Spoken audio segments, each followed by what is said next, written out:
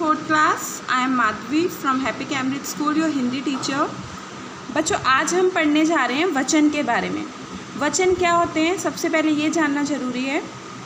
तो चलिए देखते हैं वचन क्या होते हैं. शब्द के जिस रूप से संज्ञा शब्दों की संख्या के बारे में पता चले उसे हम कहते हैं वचन. शब्द की जिस रूप से हमें किसी संज्ञा शब्द की संख्या का पता चले, जैसे ये क्या है, एक कलम है, ठीक है, तो हमें इसकी संख्या का पता चल रहा है ना कि ये एक कलम है, और इसकी जगह अगर मैं ये रखूं तो ये क्या हो जाएंगी, दो कलमें हो जाएंगी. तो संख्या का पता चल रहा है ना, इससे ही हम कहते हैं वचन. जिस शब्दों से हमें संज्ञा शब्द के संख्या का पता चलेगा उसे हम कहेंगे वचन. अब वचन दो प्रकार के होते हैं.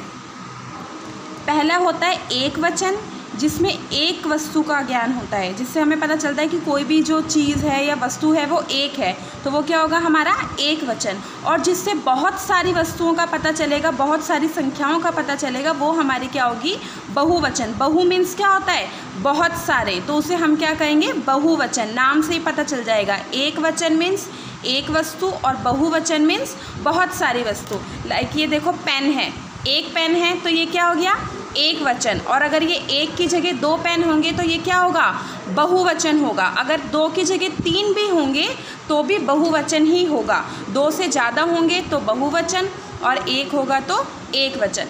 चलिए कुछ एग्जाम्पल्स देखते हैं.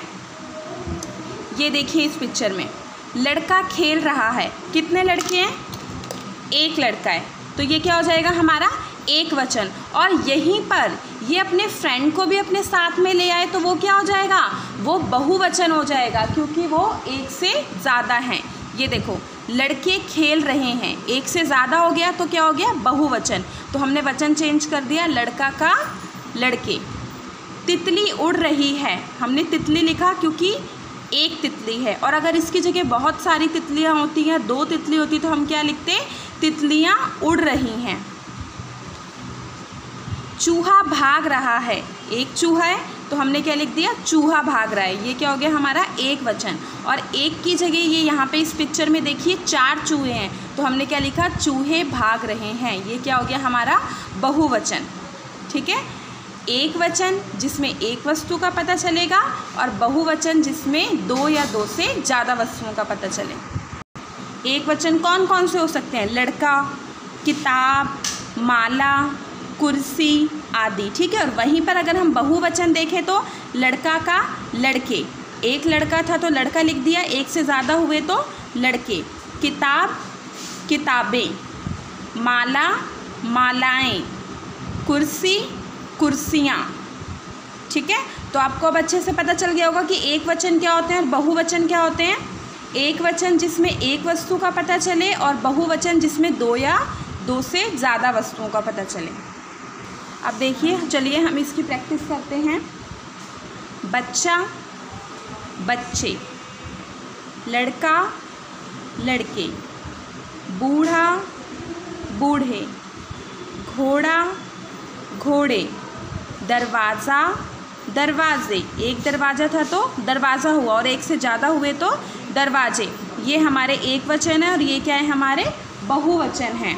दाना, दाने, घड़ा, घड़े, लोटा, लोटे, पैसा, पैसे, पंखा, पंखे, जूता, जूते, कमरा, कमरे.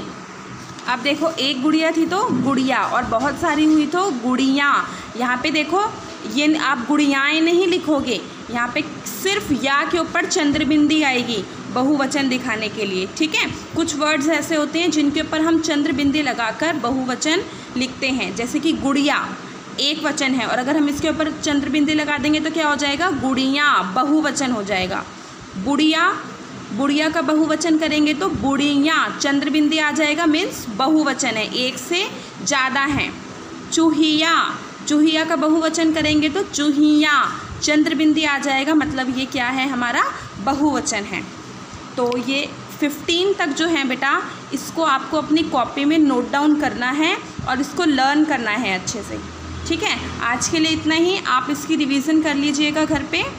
Okay, thank you.